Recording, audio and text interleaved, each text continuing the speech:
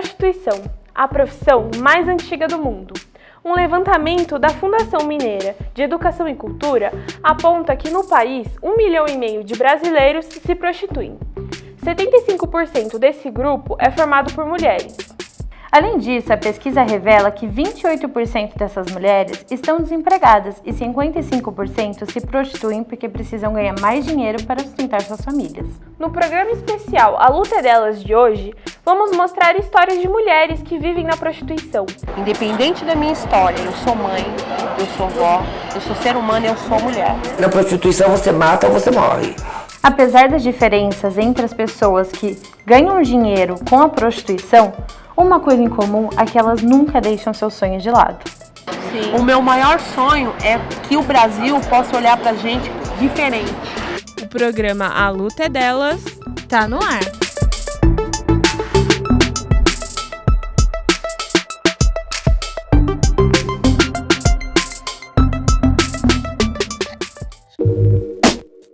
Estamos em Mogi das Cruzes, cidade com mais de 400 mil habitantes. Percorrendo as ruas da cidade, podemos ver o grande número de pessoas e alguns pontos de prostituição na região central. Em meio a tantos julgamentos e preconceitos da sociedade, garotas de programa se camuflam aqui na Praça do Relógio, em Mogi das Cruzes. À luz do dia, ficam à espera de clientes para fazer programas nos hotéis das proximidades. Para muitas mulheres, essa é a única alternativa para sobreviver. Como no caso dessa mulher que não quis identificar. Ela conta que depois de um estupro coletivo que sofreu quando morava na rua, jurou que nunca mais iria chorar de fome. Quando bateu 15 dias, o médico falou assim, você tá de alta, eu prometi ele pra mim, eu não vou mais chorar de fome, eu não vou mais deixar meus filhos passar por nada e eu também não vou mais passar por nada. Se a partir do momento que uma mulher ela tem perna, tem braço, ela recorre, ela vai de um jeito, ela vai do outro, ela não consegue, ela sabe que tem uma saída, independente se é certo ou não. Pelo menos não tá roubando, não tá matando. Mesmo com o medo da violência e todas as dificuldades, o desejo de mudar de vida e a esperança fazem parte de sua motivação diária. Se ela quiser mudar, ela vai mudar. Ela pode começar vendendo bolo de pote, uma coisa que nem eu mesmo na minha casa eu vendo por cap, eu vendo bolo de pote, eu vendo lanche natural. Quando eu venho para a cidade para trabalhar, às vezes para atender um cliente também, eu trago minha pasta de currículo, eu venho entregando o currículo. Para dar apoio às mulheres da Praça do Relógio, Dona Fátima, com seus 50 anos de experiência na prostituição, compartilha vivências com as mais novas e defende o direito de cada mulher ser o que quiser. Eu soube economizar, eu tenho uma casa minha, eu conheci o meu marido fazendo programa, ele foi um dos meus clientes. Casei, fiquei 20 e poucos anos casada com ele e separei. Dona Fátima não aceita o jeito com que muitos homens tratam as mulheres. Assim como muitas, ela foi vítima de violência doméstica. O homem depende da mulher para nascer, o homem mama numa mulher, não mama? Mama na mãe, né? Uma mulher limpa ele, que é a mãe. Uma mulher dá educação, cuida dele quando ele está doente, ele cresce, casa com a mulher. Continua dependendo da mulher, fazer a comida, para tudo, para transar, tem filho com a mulher, até para ser corno o homem depende da mulher. E eles, a única coisa, eles quer ser machista, quer matar, bater. O homem que quis me bater, eu matei ele. Queria ser meu cafetão, meu tudo, entendeu? Ele foi legítima defesa, tá com os olhos roxos que ele me deu um soco. Nós não aguenta, nós não suporta agressão. Relatos como esse de violência contra a mulher não são raros. Será que depois o trauma pode levar as vítimas, em alguns casos, a escolhas que mudem o rumo das vidas delas? Vamos conversar com o psicólogo e analista comportamental Carlos Alberto Aleixo para entender os motivos que podem fazer alguém seguir para o caminho da prostituição. O que leva a pessoa à prostituição é a necessidade de resolver alguns problemas que ela não está conseguindo resolver de outra maneira. Normalmente são questões ligadas à parte financeira. Então a falta de dinheiro aí pode mostrar para a pessoa que a prostituição seja uma boa solução para isso, porque normalmente ela produz um resultado muito rápido, muito imediato.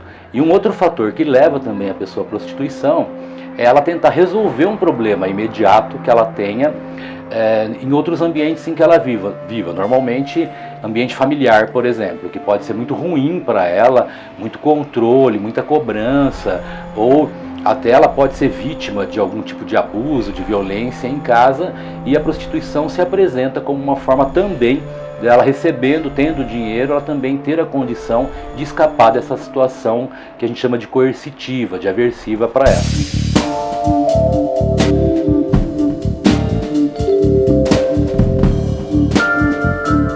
Quando pegamos um trem com destino à capital e desembarcamos aqui na Estação da Luz, no centro de São Paulo, dá para ver até mesmo em plena luz do dia o grande mercado da prostituição.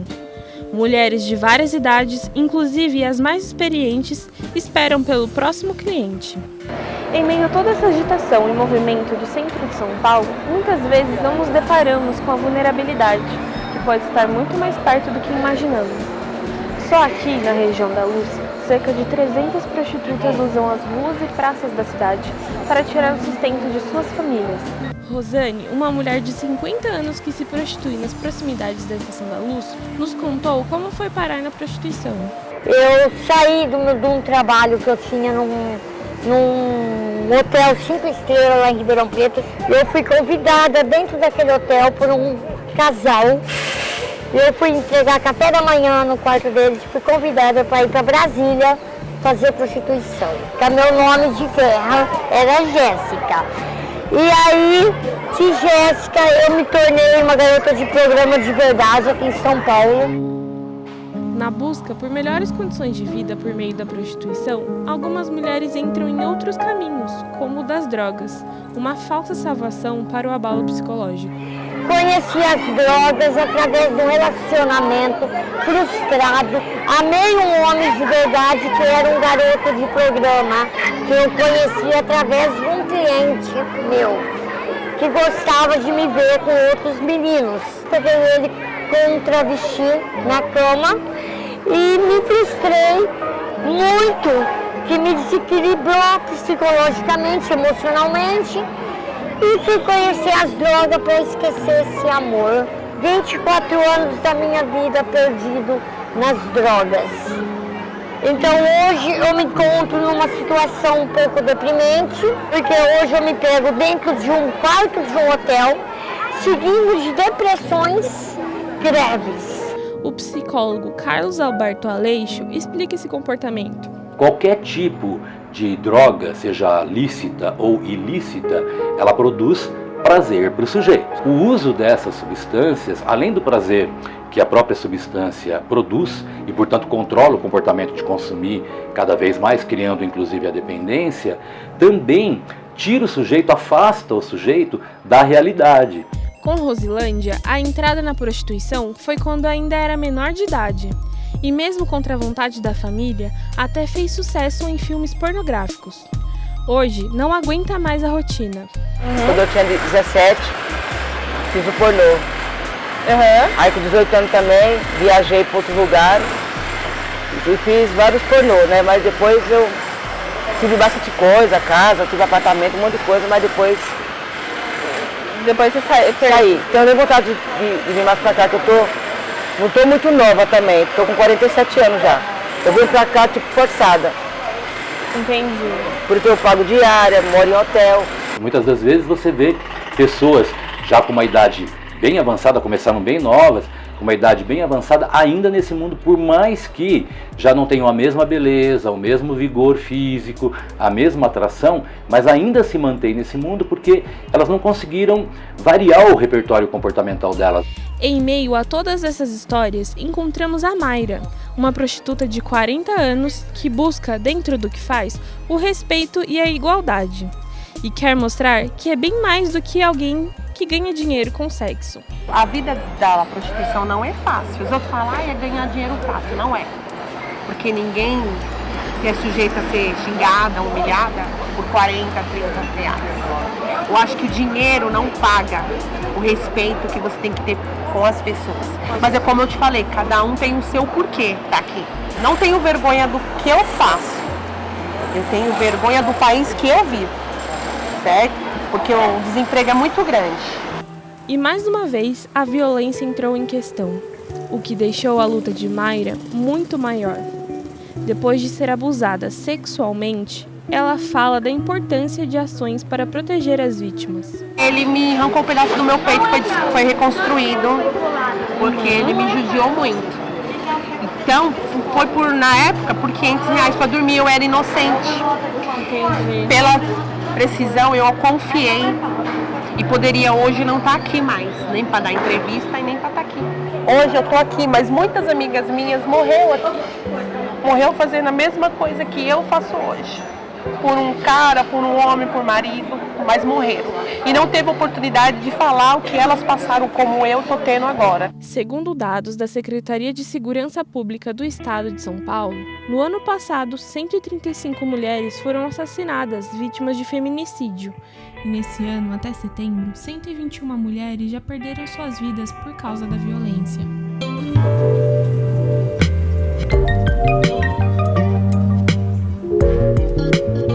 Estamos agora no distrito de Jundiapeba, de volta em Mogi das Cruzes, onde há várias casas de prostituição, mulheres nas esquinas.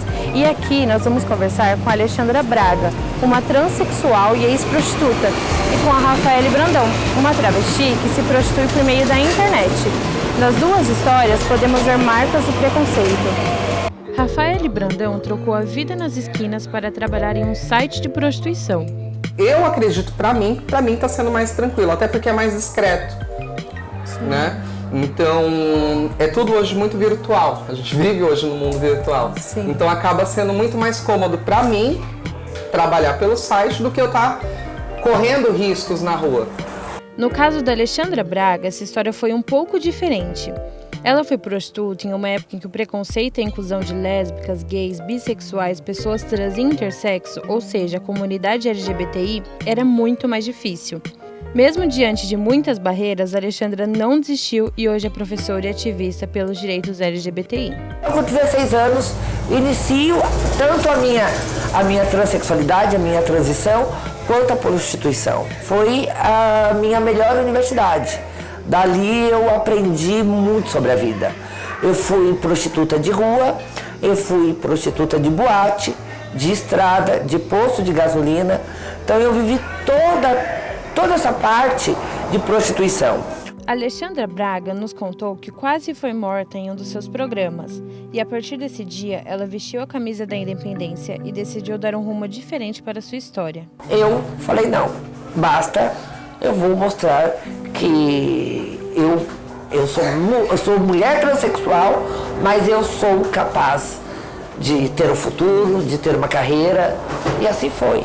Fui galgando, fui abandonando a prostituição. E o que você faz hoje?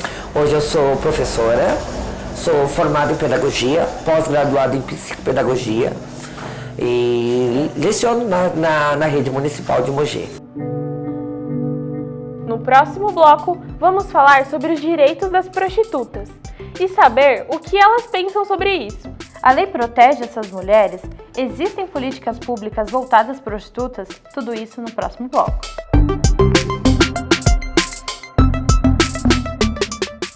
Não importa se você é prostituta ou empresária.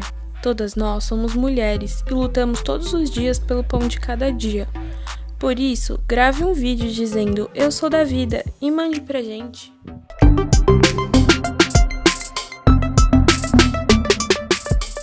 Desde 2002, a prostituição foi incluída na Classificação Brasileira de Ocupações como profissionais do sexo. Já em 2003, o ex-deputado federal Fernando Gabeira criou um projeto de lei para regulamentar a prostituição, mas em 2011 o projeto foi arquivado. Em 2004, o ex-deputado Eduardo Valverde criou um projeto que previa que todas as profissionais do sexo teriam que ser registradas na Delegacia do Trabalho para exercer a função e pagar o INSS. Em 2005, o projeto foi retirado de tramitação por pedido do próprio deputado. Já em 2012, o ex-deputado federal Jean Willis criou outro projeto de lei para a regulamentação, que foi batizado como Lei Gabriela Leite. Esse projeto também foi arquivado em janeiro desse ano. No ano de 2016, o ex-deputado federal Flavinho criou um projeto de lei para tipificar como crime a contratação de pessoas que comercializassem o seu corpo para a prática do sexo. Esse projeto foi arquivado em janeiro deste ano e logo na sequência foi desarquivado em fevereiro. Vamos ver o que especialistas, prostitutas e pessoas envolvidas na causa pensam sobre a regulamentação e políticas públicas. Antes de discutir sobre a regulamentação, é preciso saber o que o Código Penal diz sobre a prostituição. Para isso, conversamos com a advogada Maria de Lourdes Leme. As profissionais do sexo têm direitos trabalhistas? Teoricamente, elas não têm, mas elas têm pelo Código Brasileiro de Ocupações. Então, direitos previdenciários, é isso que você quer saber? Isso. Direitos previdenciários ela tem. Ela pode recolher a Previdência Social, existe sim essa possibilidade. Uhum. Em geral, elas não aparecem como prostitutas. É o que eu disse, normalmente é profissional do sexo. E o profissional do sexo tem uma abrangência um pouco maior do que a prostituta propriamente dita. E tem outra coisa também. Em geral, elas se vinculam em casas de massagem, mascarada como se fosse casa de prostituição e tolerância. Um dos problemas para a regulamentação é a criminalização da profissão, não só pela lei, mas também pela sociedade. O que Elaine Bertolanza, uma ativista que luta pelos direitos das prostitutas e coordenadora do movimento DasPul, explica. Antes de regulamentar, você tem que descriminalizar. Então, você tem várias questões que estão no Código Penal. Então, todo o entorno da prostituição no Brasil é crime. Então, você quase impede elas de trabalharem, de exercerem a prostituição de uma forma sem viver em todo esse entorno aí vulnerável em relação à segurança, em relação à higiene, em relação a contrato de trabalho, não ser explorada, né? Uhum. Então são várias questões, porque dentro do Código Penal tudo é criminalizado, menos a atividade em si que é legal. Eu acho que a sociedade, primeiro, não tem conhecimento sobre essa discussão, porque as pessoas ainda me perguntam, mesmo as pessoas que conhecem a DasPul, que conheceram a Gabriela, que leram, se a prostituição é crime no Brasil. Ela não é ilegal, mas também não tem aquela questão de, a gente tem aqui uma casa de prostituição, você vai trabalhar registrado e tudo mais. Não tem isso. Né? Uhum. Para algumas pessoas pode ser, nossa, mas agora prostituição tem carteira assinada e tudo, por que não pode ter?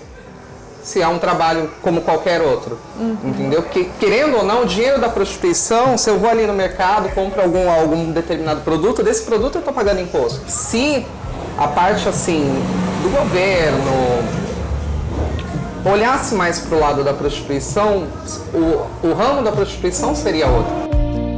Por outro lado, existe quem pense diferente.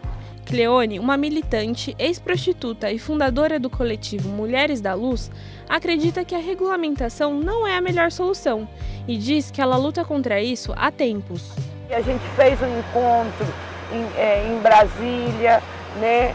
A gente fez o Valverde tirar o projeto dele de regulamentação da prostituição, porque a gente, além de nós irmos quando tinha dinheiro para Brasília, né?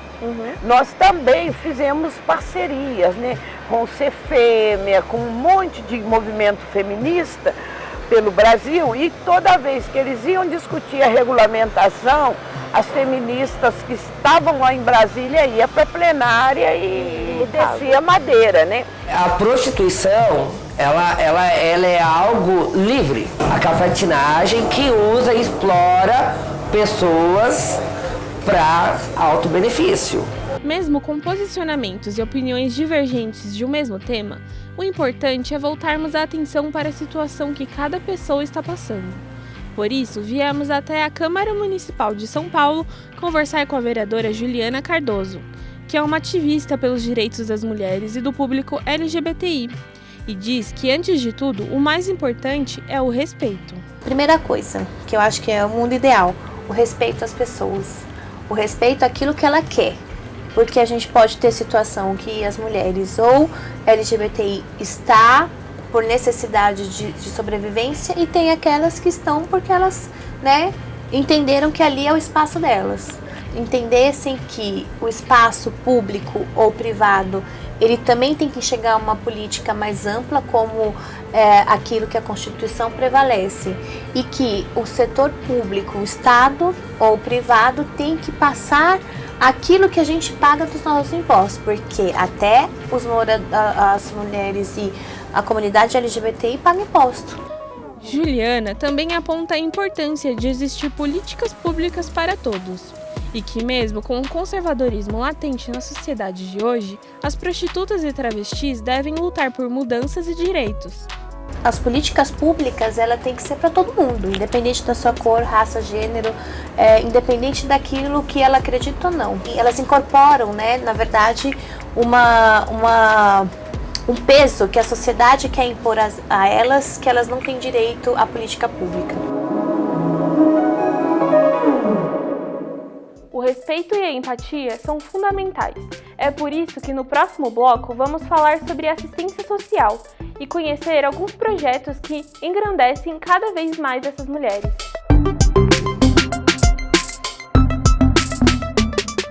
Buscamos doações para compor a cesta de Natal das mulheres, para que essas mulheres tenham um Natal mais tranquilo.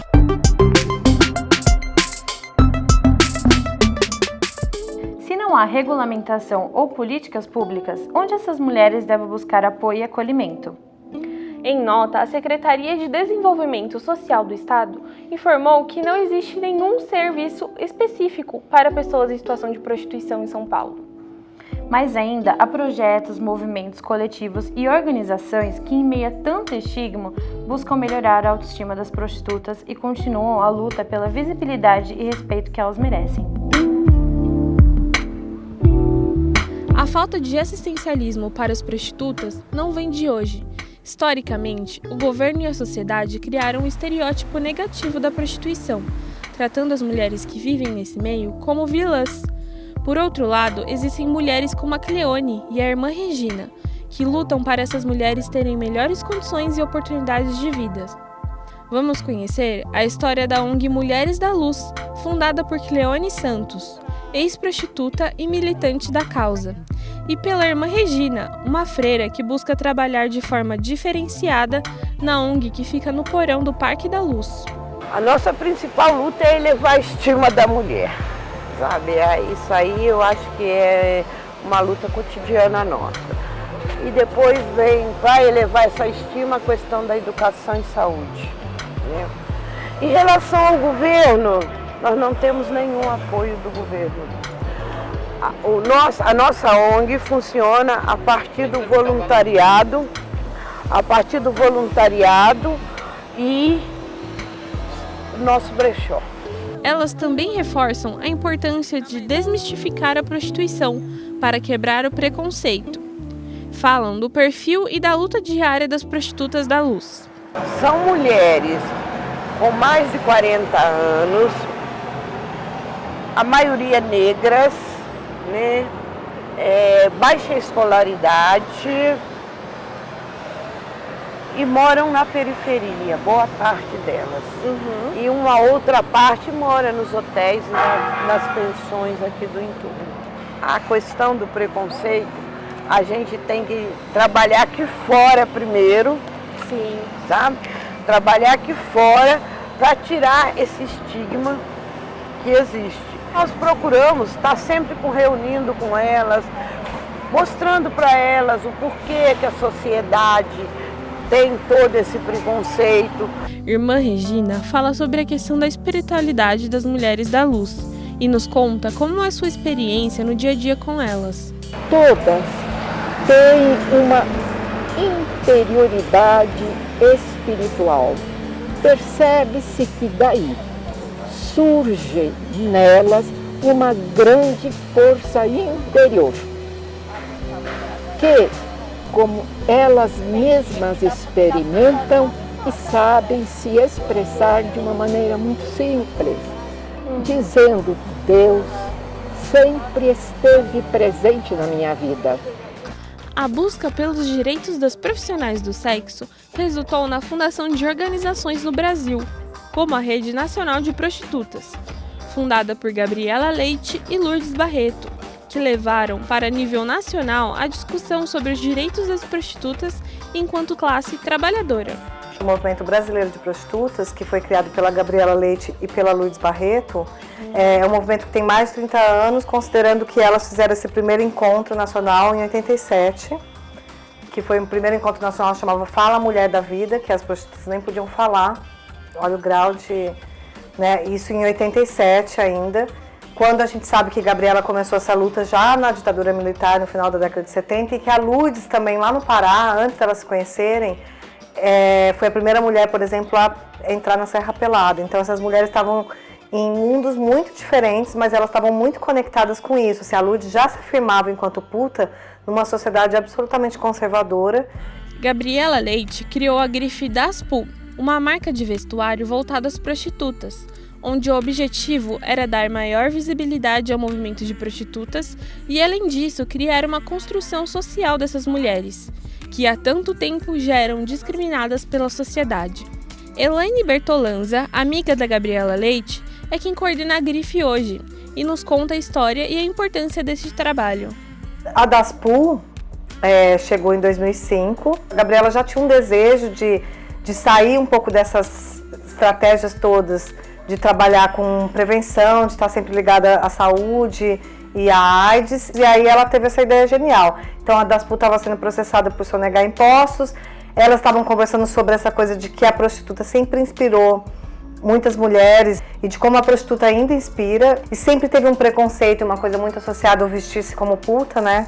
Que até hoje é uma questão, essa mulher, enfim, foi estuprada, também estava vestida igual uma puta. Já conhecia a Gabriela, sempre estava junto, eu desfilei várias vezes, porque eu acho uma passarela muito potente, assim, de um lugar em que você, quando você desfila, você de fato pensa como é transformadora essa coisa da puta, de você assumir mesmo esse lugar da puta. Eu assumi a Daspu porque eu entendo que essa é uma potência muito importante, assim, que a Gabriela criou, e ela tinha uma preocupação que isso pudesse morrer e eu falei, não, isso tem que ficar, porque essa é a única política cultural do movimento brasileiro de prostitutas. Não é a única mais, que tem o Puta Day e outras, mas que dialoga diretamente com a sociedade de um jeito que é muito bacana. As pessoas veem agora também as prostitutas como mãe, como mulher, como esposa, como companheira, como ativista, então como escritora, como acadêmica.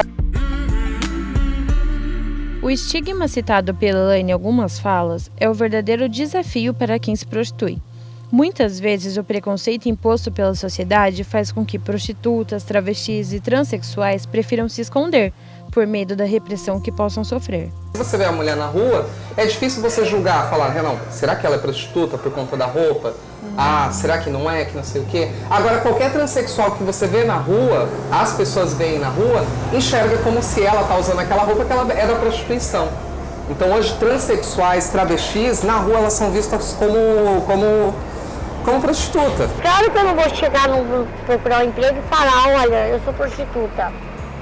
Ninguém vai me dar emprego. A maior prejudicada aqui no mundo da prostituição somos nós. Nós mesmos. O único mal que nós faz é para nós mesmos. Porque todo dia nós sofremos, nós somos humilhadas, nós somos rejeitadas, somos pisadas, somos olhadas com nível diferente. Mas ninguém é melhor que a gente. Essas são histórias que acabam se repetindo mesmo depois de tudo que elas já viram no seu dia a dia como prostitutas. Mas é preciso vencer o preconceito. Essa palavra puta, ela consegue ser pronunciada em outros espaços, em outros lugares, de uma outra forma.